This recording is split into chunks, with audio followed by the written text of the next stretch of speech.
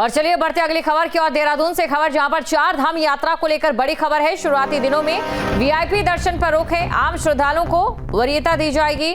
चार धाम यात्रा को लेकर शासन ने बड़ा फैसला किया। यात्रा के शुरुआती दिनों में वीआईपी दर्शन पर रोक रहेगी। दरअसल 30 अप्रैल से उत्तराखंड चार धाम यात्रा 2025 की शुरुआत होने जा रही है। 30 अप्रैल को गंगोत्री और यमुनोत्री धाम के कपाट खुलेंगे और इसके बाद 2 मई को केदारनाथ और फिर 4 मई को बद्रीनाथ धाम के कपाट खोले जाएंगे। यात्रा शुरू होने के बाद पहले महीने में बड़ी संख्या में श्रद्धालु चारधाम पहुंचते हैं और ऐसे में भीड़ को देखते हुए शासन प्रशासन ने यह बड़ा फैसला लिया है। शुरुआती 1 महीने के दौरान चारधाम यात्रा में वीआईपी दर्शन पर रोक रहेगी। हालांकि वीआईपी आम श्रद्धालु की तरह दर्शन जरूर कर सकते हैं। शासन प्रशासन की तरफ से साफ कर दिया गया कि यदि चारधाम यात्रा 2025 के शुरुआती 1 महीने में कोई वीआईपी धाम में दर्शन के लिए आता है तो उनको आम श्रद्धालुओं की तरह की दर्शन की करने होंगे।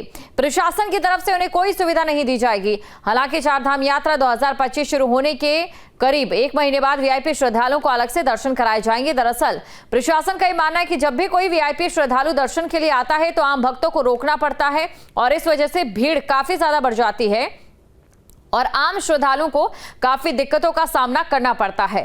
पहले 1 महीने में चारधाम में सबसे ज्यादा भीड़ होती है, इसलिए शुरुआत के 1 महीने में वीआईपी दर्शन पर रोक लगा दी गई है। और इसी खबर पर अधिक जानकारी के साथ संवाददाता अजीत भी हमारे साथ बने हुए हैं।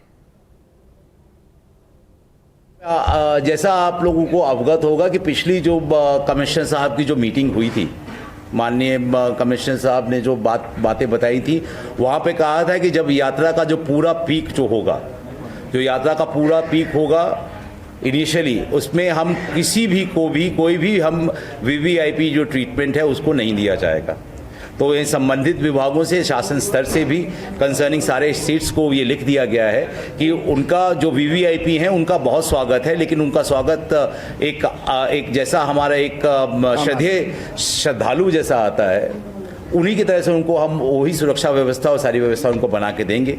लेकिन अभी जो ये पीक टाइम होगा इसमें वीवीआईपी दर्शन जो है वो स्ट्रिक्टली हमने बैन कर रखा है। तो अजीत हमारे साथ बने हुए, चलिए अजीत के पास हम सीधा चलते हैं। अजीत, पिछले साल जब यात्रा शुरू हुई तो एक तस्वीर सामने आई थी, भयावह वो तस्वीर थी। एक संकरा रास्ता और बहुत से संख्या में श्रद्धालु वहां पर खड़े थे। कई सवाल जरूर खड़े हुए, जो विरोधी थे उनकी ओर से सवाल किए भी गए। अब उसी तस्वीर से बचने के लिए कदम जरूर उठाया गया है, लेकिन कितना प्रभावी? बिल्कुल, देखिए वो जो पिछली तस्वीर का आपने जिक्र किया है वो यमुनोत्री धाम की थी और वहाँ पर किस तरह से एक बड़ा हादसा होने से टला था। ज़रूरत से ज़्यादा लोग आ गए थे, वहीं घोड़े खच्चर भी थे, वहीं लोग भी थे, सट कर खड़े हुए थे, जगह नहीं थी, बहुत संकरा रास्ता था, तो एक बड़ा हादसा होने से बचा था और उसका बहुत पीएमओ ने भी उस समय संज्ञान लिया था कि व्यवस्था किस तरह की है।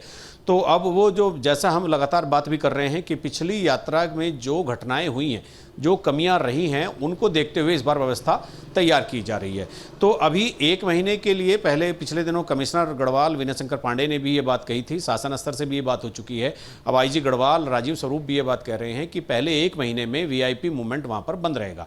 यानी वीआईपी मूवमेंट, वीआईपी दर्शन से उनका तात्पर्य ये है कि कोई अगर दूसरे स्टेट का मिनिस्टर या कोई सीनियर ब्यूरोक्रेट या कोई डीजीपी या मुख्य सचिव, प्रमुख सचिव वो आते हैं तो वो एक आम श्रद्धालु की तरह ही आएंगे, उनको किसी तरह का कोई प्रोटोकॉल राज्य सरकार नहीं देगी, क्योंकि पहला 1 महीना पीक आवर्स होता है और उसमें जितनी भी श्रद्धालुओं की संख्या होती है वो बहुत ही मतलब संभालने के लिए क्राउड कंट्रोल एक बड़ा क्राइसिस हो जाता है, वो मैनेजमेंट बड़ा ध्वस्त हो जाता है। तो उसको लेकर के अब पहले सरकार की प्रायोरिटी ये है कि जो भीड़ पे पहले महीने में आएगी उनको व्यवस्थित किया जाए।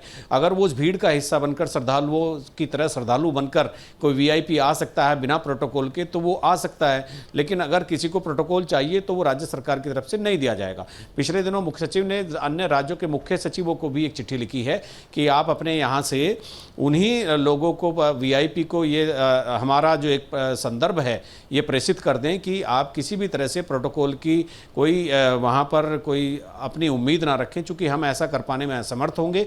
चारधाम यात्रा पूरे देश की यात्रा है, पूरे देश से धर्मार्थ के लिए यहाँ पर श्रद्धालु आते हैं, तो उनकी सुरक्षा, यात्रा को सुगम करना, यात्रा सुरक्षित करना सरकार की पहली जिम्मेदारी है, न कि वीआईपी प्रोटोकॉल उपलब्ध कराना। जी बिल्कुल, और इसके लिए कितना प्रभावी कदम ये रहता है। लेकिन भीड़ को नियंत्रित करने के लिए क्या और भी कोई कदम उठाए गए हैं, और भी कुछ फैसले ऐसे किए गए हैं जिससे कि जो तस्वीर है चारधाम यात्रा की पहले महीने की, वो एक अच्छे संदेश के रूप में पूरे देश में जा सके? जी बिल्कुल, इस बार कुछ नई चीज़ें हुई हैं, नवाचार हुआ है। विनय शंकर पांडे जो गढ़वाल कमिश्नर ने, उन्होंने होल्डिंग पॉइंट्स बनाए हैं, यानी ऐसी जगह जहां पर खाने की, रुकने की और सब तरह की सुविधाएं उपलब्ध हो, हेल्थ की। तो आदमी जैसे लगेगा कि किसी धाम में बहुत ज़्यादा श्रद्धालु हो रहे हैं, तो उससे पहले जो होल्डिंग पॉइंट होंगे तो वहाँ पर श्रद्धालुओं को रोक दिया जाएगा और वहाँ पर उनका जो भी खर्चा वर्चा होगा, रहने खाने का, सब प्रशासन की तरफ से होगा, शासन की तरफ से होगा। इसी तरह से तकरीबन 1 दर्जन होल्डिंग पॉइंट जो हैं, होल्डिंग पॉइंट यहाँ पर बनाए गए हैं। उन होल्डिंग पॉइंट को इसी दृष्टि से रखा गया है, जैसे जैसे आगे भीड़ बढ़ेगी तो नीचे से जाने वाले यात्रियों को उन्हीं होल्डिंग पॉइंट पर रोक करके उनको वहाँ प्रवास की व्यवस्था की जाएगी। जब आगे भीड़ खत्म हो जाएगी या हल्की हो जाएगी, तब उनको वहाँ से रवाना किया जाएगा। दूसरा, हर रोड को, हर चारधाम यात्रा के रास्ते को सेक्टर में बांट दिया गया है। हर 15 किलोमीटर एक पुलिस टीम रहेगी, वो पिकेट करती रहेगी, वो गश्त करेगी। कहीं भी आड़ी टेढ़ी होने से या लैंडस्लाइड होने से जिस तरह का नुकसान होता है, जाम लग जाता है, भीड़ हो जाती है, उसको वो हर 24 घंटे मोबिलाइजेशन में रहेगी। वो देखेगी कहीं कोई ट्रैफिक जाम की समस्या इस तरह की ना हो। इस तरह के कई कदम सरकार इस बार उठा रही है और अभी हेली सर्विस की बुकिंग भी शुरू हो जाएगी, तो यात्रा धीरे धीरे अपने गंतव्य की तरफ बढ़ती दिख रही है।